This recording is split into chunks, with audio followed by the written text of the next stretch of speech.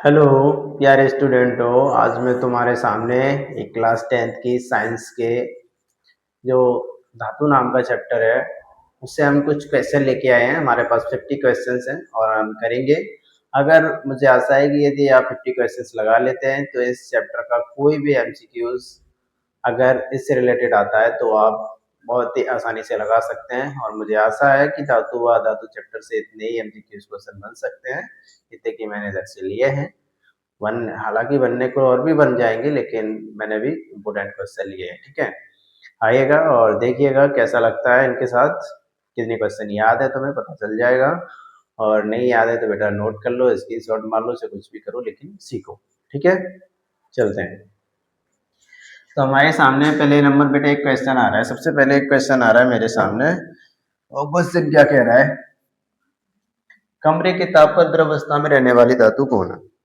मतलब कमरे के ताप पर द्रव अवस्था में रहने वाली धातु कौन सी है। तो बेटा मैंने जब मैं चैप्टर पढ़ा रहा था तो मैंने बताया था कि कमरे के ताप पर केवल एक ही धातु है, ठीक है, जो क्या है, द्रव अवस्था में है। ठीक है, तो वो कौन है, पारा है। ठीक है, और कमरे के ताप पे द्रव अवस्था में रहने वाली अधातु, ये तो थी बेटा धातु, ये कौन थी, धातु, और ये क्या है, अधातु। तो अधातु कौन है, ब्रोमीन है। ठीक है, आ रही है समझ में। कमरे के ताप पर अगर धातु पूछता है तो हम पारा क्या लगाएंगे, पारा लगाएंगे, और अधातु पूछता है तो हम क्या लगाएंगे, ब्रोमीन लगाएंगे। कोई दिक्कत किसी को। देखो बहुत अच्छे क्वेश्चन है, समझो। हाँ, तीसरा क्वेश्चन देखो, सबसे कठोर, ठीक है, सबसे कठोर प्राकृतिक पदार्थ कौन सा है। तो सबसे कठोर बेटा हीरा है प्राकृतिक। ठीक है, जो क्या है, एक कार्बन का अपर रूप है। क्या है, कार्बन का अपर रूप है। ठीक है, हो गए तीन। पहले में क्या बताया गया था, पहले वाले में बताया गया है हमें धातु, दूसरे में धातु के बारे में, कमरे के ताप पर द्रव अवस्था में। ठीक है, तो पहले में पारा है, दूसरे में ब्रोमीन है, तीसरे में हमसे पूछा गया था किस था। ठीक है, सबसे कठोर प्राकृतिक पदार्थ, तो सबसे कठोर प्राकृतिक पदार्थ क्या है हमारे पास, हीरा है, जो कार्बन का क्या है, एक कार्बन का अपर रूप है। ठीक है, नेक्स्ट क्वेश्चन आ जाता है हमारे सामने, किस धातु को चाकू से आसानी से काटा जा सकता है। तो कौन सी धातु से आसानी से चाकू से काटा जा सकता है, वो हमारे पास सोडियम और क्या है बेटा, पोटेशियम है। क्या है, सोडियम और पोटेशियम है। ठीक है, धातुओं को पतले तारों में खींचने की क्षमता, अरे किसी भी चीज को पतले तार में अगर वो खींच जाता है तो वो क्या कहलाती है, तन्यता कहलाती है। क्या कहलाती है, तन्यता। शुद्ध सोना कितने कैरेट का होता है, ये क्वेश्चन कभी तुम्हारे सामने आ जाए तो कर देना चाहिए। ठीक है, छोड़ना मत। आज के बाद शुद्ध सोना 24 कैरेट का होता है। आज जो हम कोई भी सोने से वस्तु बनवा रहे हैं वो हमारी शुद्ध सोने की नहीं है। शुद्ध सोने की क्यों नहीं है, यदि शुद्ध सोने की होगी तो वो चलेगी ही नहीं, इसीलिए उसमें 22 कैरेट का यूज किया जा रहा है। ठीक है, तो शुद्ध कितने का होता है, 24 का। आभूषण बनाने के लिए कितने कैरेट सोने का उपयोग किया जा रहा है आजकल, 22 का। कौन सी धातु विद्युत की सुचालक है, एक ऐसी धातु भी है जो विद्युत की सुचालक है, बिजली प्रवाहित कर सकती है, तो ग्रेफाइट है। सबसे अधिक अक्रियाशील धातु, तो जो हमने क्रियाशीलता क्रम पढ़ाया था तो उसमें जो सबसे ऊपर थी वो ज्यादा क्रियाशील थी, और जो सबसे ज्यादा नीचे थी, सबसे लास्ट में, वो सबसे कम क्रियाशील थी। तो सबसे ऊपर देखना वहां पे किस स्टार्ट हुआ है, मतलब पोटेशियम से, ये पोटेशियम इसका आंसर होगा। नेक्स्ट क्वेश्चन है हमारे पास, पृथ्वी की पपड़ी में सबसे प्रचुर मात्रा में पाई जाने वाली धातु कौन है। सबसे ज्यादा पृथ्वी की पपड़ी में पाई जाने वाली क्रस्ट पर, तो वो एल्यूमिनियम है। क्या है, एल्यूमिनियम। किस क्या पूछा है, धातु। क्या है बेटा, एल्यूमिनियम है। क्या है, एल्यूमिनियम है। ठीक है, नेक्स्ट की बात कर लेते हैं। ठीक है, नेक्स्ट वाले में क्या कह रहा है, एक्वारेजिया किन अम्लों का मिश्रण है। मैंने बताया था कि एक्वारेजिया ऐसा चीज है जो सभी चीजों को गला देता है लगभग। तो किस किस का होता है, HCl और HNO3 का। क्या अनुपात में मिलाते हैं, तो 3:1 में। ठीक है, सिनेवार, सिनेवार किस धातु का है इसके बेटा? तो पारा का है। किसका है? पारा का। देखो नेक्स्ट क्वेश्चन में कह रहा है लोहे को जंग से बचाने के लिए किस उस पर किसकी परत चढ़ाई जाती है? तो जिंक की। लोहा को बचाना है ना जंग से, हमें जिंक की परत चढ़ानी पड़ेगी, ठीक है। अगला कह रहा है पीतल किन धातुओं की मिश्र धातु है? तो पीतल किससे बनता है बेटा? तांबा से और जस्ता से। पीतल किन दो धातुओं से बनता है? तांबा और जस्ता से। अगला क्वेश्चन क्या कह रहा है? कांसा किन धातुओं की मिश्र धातु है? तो कांसा किन से बनता है? कॉपर और टिन से। कांसा किन से बनता है? कॉपर और टिन से। सोल्डर किससे बनता है? सीसा से और टिन से। सोल्डर किससे बनता है? सीसा से और टिन से। स्टेनलेस स्टील किससे बनता है? निकेल और क्रोमियम। ठीक है, स्टेनलेस स्टील में लोहे के साथ क्या मिलाओगे? निकेल और क्रोमियम।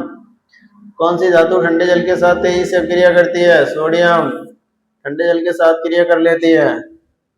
खाद्य पदार्थों के डिब्बों पर जिंक के बजाय टिन का लेप क्यों किया जाता है? क्योंकि टिन है ना, वह जिंक से कम क्रियाशील है। क्योंकि टिन जो है वह जिंक से कम क्रियाशील है, क्योंकि जिंक ज्यादा क्रियाशील है, तो इसीलिए हम टिन की परत चढ़ा देते हैं।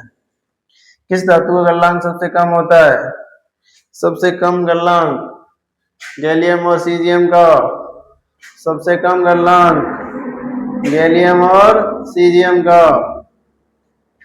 ठीक है, किसी को कोई दिक्कत?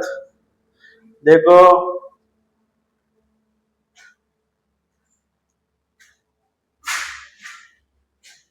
देखो तो आगे देखो फिर। नेक्स्ट क्वेश्चन आ रहा है उभयधर्मी ऑक्साइड का उदाहरण दें। उभयधर्मी के उदाहरण दें। उभयधर्मी के भाई साहब ये एल्यूमिना और ये वाला जिंक ऑक्साइड, ये उभयधर्मी दो ऑक्साइड है। ये ऑक्साइड कैसे हैं? दो उभयधर्मी ऑक्साइड है। सक्रियता श्रेणी में सबसे नीचे आने वाली धातु कौन है? गोल्ड है बेटा, Au। ठीक है, और बॉक्साइड किस धातु का मुख्य अयस्क है? बॉक्साइड किसका है मुख्य धातु का? एल्यूमिनियम का। बॉक्साइड किस धातु का मुख्य अयस्क है? एल्यूमिना का। 24 नंबर, धातुओं के ऑक्साइड की प्रकृति सामान्यतः कैसी होती है? धातुओं के ऑक्साइड की प्रकृति सामान्यतः कैसी होती है? तो बेटा ये धातुओं की होती है अम्लीय, वो अधातुओं की होती है बेटा क्या? अम्लीय। और धातुओं की होती है क्षारीय। धातुओं की क्या होती है? क्षारीय। अधातुओं की अम्लीय। ठीक है, नेक्स्ट क्वेश्चन आ रहा है सल्फर के दहन से कौन सी गैस बनती है? सल्फर का दहन करते हैं तो बेटा सल्फर डाइऑक्साइड बनती है। सल्फर के दहन से कौन सी गैस बनती है? Sulphur dioxide. अयस्क में अशुद्ध, अयस्क में उपस्थित अशुद्धियों को क्या कहा जाता है? जो अयस्क होता है उसमें जो उपस्थित अशुद्धि होती है उसे क्या कहा जाता है? गैंग कहा जाता है। क्या कहा जाता है? गैंग। ठीक है, थर्माइट अभिक्रिया में किसका उपयोग होता है? थर्माइट अभिक्रिया में किसका उपयोग होता है? एल्यूमिनियम पाउडर का। किसमें? थर्माइट अभिक्रिया में। लोहे के फ्राइंग पैन को जंग से बचाने के लिए सबसे अच्छा तरीका क्या है? वही भाई परत चढ़ा दो, सबसे बेटर तरीका यही है। ठीक है, उसके बाद आता है कि कौन सी धातु चमकीली होती है? तो आयोडीन। कौन सी अधातु की बात चल रही है बेटा? किसकी? अधातु की। कौन सी अधातु चमकीली होती है? आयोडीन। वैसे तो अधातु चमकीली होती ही नहीं है। ठीक है, चमकीली वही होती है इनमें मुक्त इलेक्ट्रॉन उपस्थित होते हैं। हाँ, कोई दिक्कत किसी को? धातुओं की प्रकृति क्षारीय, धातुओं की अम्लीय। सल्फर का दहन करने से सल्फर डाइऑक्साइड। ठीक है, हाँ करते रहिएगा। इसकी शॉट मारना है किसी को तो इसकी शॉट मार ले, नो प्रॉब्लम। ठीक है, नेक्स्ट देखो विद्युत तारों पर किसकी परत चढ़ाई जाती है बेटा? पीवीसी की चढ़ाई जाती है। बिजली के तार होते हैं उस पर पीवीसी की परत चढ़ा देते हैं, करंट उलटने लगे। ठीक है। हथेली पर रखने पर कौन सी धातु पिघलने लगती है? तो एक गैलियम ऐसी धातु है, हथेली पर रख लोगे तो बेटा क्या होगी? पिघलने लगेगी। क्या होगी? पिघलने लगेगी। ठीक है। लोहे पर भाप की क्रिया से कौन सा ऑक्साइड बनता है? लोहे पर भाप की क्रिया से कौन सा ऑक्साइड बनेगा? Fe3O4। Fe3O4। अमलगम क्या है? अगर कोई भी अमलगम है तो इसका मतलब उसमें पारा अवश्य होगा। यदि अमलगम नाम तभी रखा जाएगा जब उसमें पारा सम्मिलित होगा। दूसरी चीज कुछ भी हो बट पारा जरूर होगा। ठीक है, तब वो अमलगम कहलाएगी। क्या कहलाएगी? अमलगम। जस्ते का अयस्क कौन सा है? Zinc brand ZnS। ये क्या है? जस्ता का एक अयस्क है। क्या है? अयस्क। ठीक है, ZnS। सल्फर डाइऑक्साइड का सांद्रण किस विधि से किया जाता है? सल्फर डाइऑक्साइड का सांद्रण किस विधि से किया जाता है? तो फैन पिलवन विधि से बेटा। किससे किया जाता है? फैन पिलवन विधि से। ठीक है। नेक्स्ट क्वेश्चन, कार्बोनेट गैस को सीमित वायु में गर्म करना क्या कहलाता है? कार्बोनेट गैस को सीमित वायु में गर्म करना क्या कहलाता है? कार्बोनेट गैस को सीमित वायु में निस्तापन कहलाता है। क्या कहलाता है? निस्तापन। सल्फाइड गैस को वायु की उपस्थिति में गर्म करना, सल्फाइड गैस को वायु की उपस्थिति में गर्म करना क्या कहलाता है? वर्जन। क्या कहलाता है? वर्जन। विद्युत अपघटनी परिष्करण में अशुद्ध धातु कहाँ होती है? विद्युत अपघटनी परिष्करण होता है उसमें अशुद्ध धातु कहाँ पर होती है? एनोड पर। और शुद्ध धातु कहाँ जमा होती है? कैथोड पर। तो शुद्ध धातु कहाँ मिलती है हमें बेटा? कैथोड पर। और अशुद्ध धातु एनोड पर। ठीक है, शुद्ध धातु कैथोड पर, अशुद्ध धातु एनोड पर। ठीक है। सल्फाइड गैस का सांद्रण कर रहे हो तो फैन पिलवन विधि से, कार्बोनेट गैस को अगर सीमित वायु में गर्म कर रहे हो तो निस्तापन, और सल्फाइड गैस को वायु की उपस्थिति में गर्म कर रहे हो तो क्या कहलाएगा? वर्जन। आगे चले, किसी को स्क्रीनशॉट मारना है मार ले। ठीक है, पढ़ते रहो, अच्छे से नंबर लाने हैं तुमको। आ रही है बात समझ में? हाँ बिल्कुल। नेक्स्ट देख लेते हैं बेटा, लोहे के बर्तन पर भूरे रंग की परत जमना क्या कहलाता है? जंग लगना। लोहे के बर्तन पर अगर भूरे रंग की परत चढ़ गई तो समझ लो जंग लग रही है उस पे। क्या हो रहा है? जंग लग रहा है। और जंग लगना तुमने पहले पार्ट में सीखा होगा और तीसरे पार्ट में भी है। ठीक है। हाँ, तांबे पर हरी परत का जमना, कॉपर कार्बोनेट। क्या है? वो कॉपर कार्बोनेट है। तांबे पर हरी परत का जम गई तो वो क्या है? Copper carbonate. चांदी की वस्तुएं काली क्यों पड़ जाती है? चांदी की जो वस्तु होती है वो काली पड़ जाती है, किसकी वजह से? बताओ जल्दी, किसकी वजह से? तो सिल्वर सल्फाइड के कारण। किसके कारण? सिल्वर सल्फाइड के कारण। ठीक है। अगला क्वेश्चन आता है, सोडियम को केरोसिन तेल में डुबा कर क्यों रखा जाता है? क्योंकि अत्यधिक अक्रियाशील होने के कारण पानी में डुबा के रखते हैं वरना साला क्रिया कर लेगा ये, इसलिए। ठीक है।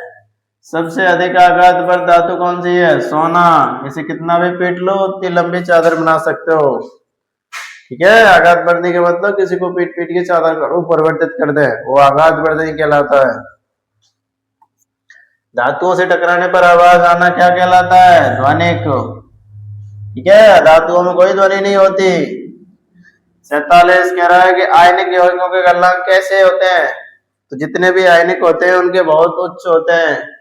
आयनिक यौगिकों के गलनांक कैसे होते हैं? बहुत उच्च होते हैं। सिलिकॉन क्या है? तो सिलिकॉन एक उपधातु है। उपधातु है 8 है बस टोटल। ठीक है, हाँ, 92 तो हमारे क्या है, धातु है। ठीक है, 18 उपधातु है। अभी दिखा देते हैं हम। आयनिक यौगिक किस में घुलनशील होते हैं? आयनिक यौगिक किस में घुलनशील होते हैं? जल में। 1 ग्राम सोने से कितना लंबा तार खींचा जा सकता है? लगभग 2 किलोमीटर लंबा। 1 ग्राम सोने से कितने मीटर लंबा तार खींचेगा? लगभग 2 किलोमीटर लंबा। ओके। हाँ, पढ़ते रहिएगा, बहुत सरल चैप्टर है ये भी। धातु, अधातु और उपधातु।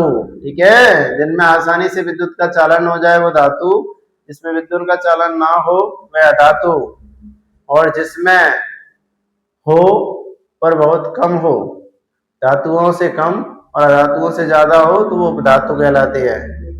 ठीक है।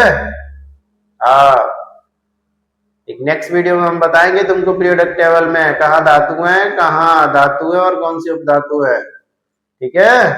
हाँ,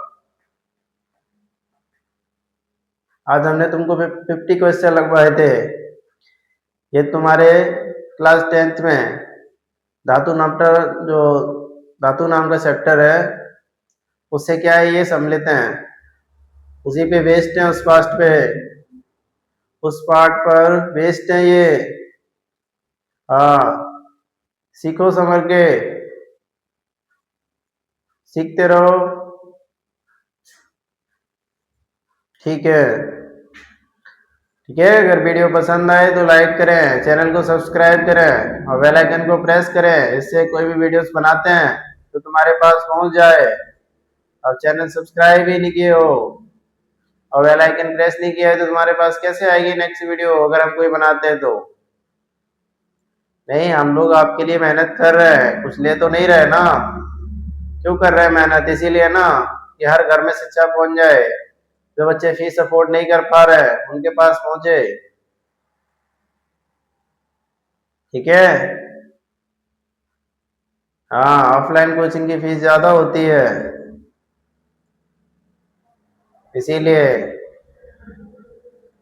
हमारा सिर्फ एक ही मकसद है कि कोई पैसों के अभाव में शिक्षा को छोड़े ना।